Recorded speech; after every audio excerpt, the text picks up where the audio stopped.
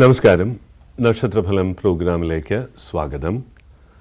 ഇന്ന് ഏപ്രിൽ മാസം 22-ാം തീയതി തിങ്കളാഴ്ച, അനിഴം നക്ഷത്രം.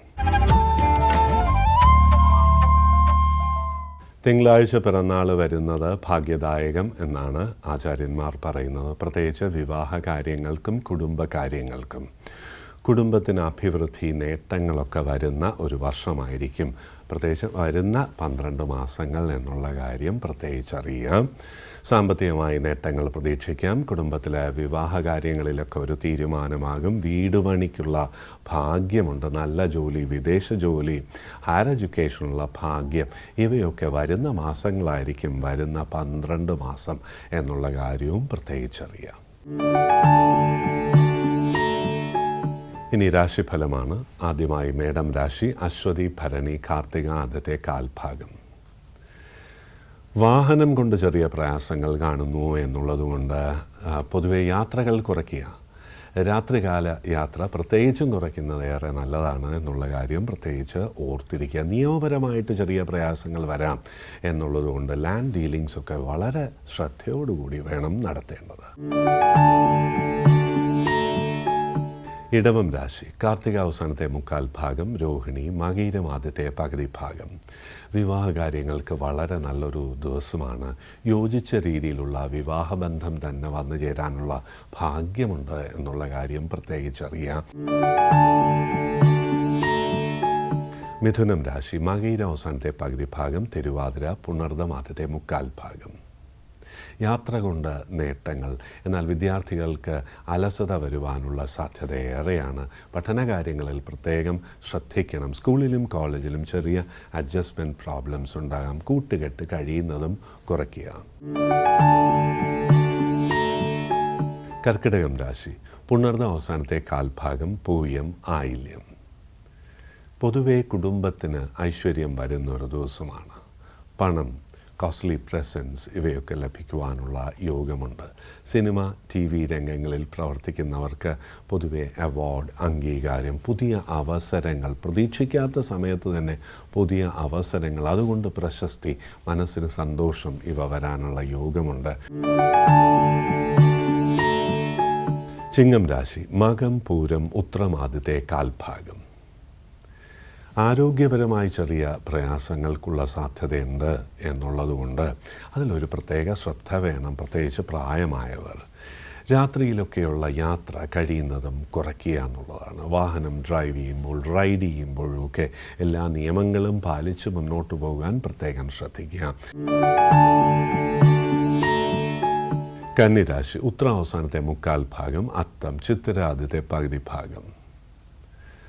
വാഹനം വാങ്ങുവാൻ ആഗ്രഹം, താല്പര്യം വരുന്ന ഒരു ദിവസമാണ്. എന്നാൽ സെക്കൻഡ് ഹാൻഡ് വെഹിക്കിൾസൊക്കെ വാങ്ങുവാൻ ശ്രമിക്കുന്നവർ വളരെ ശ്രദ്ധിക്കണം.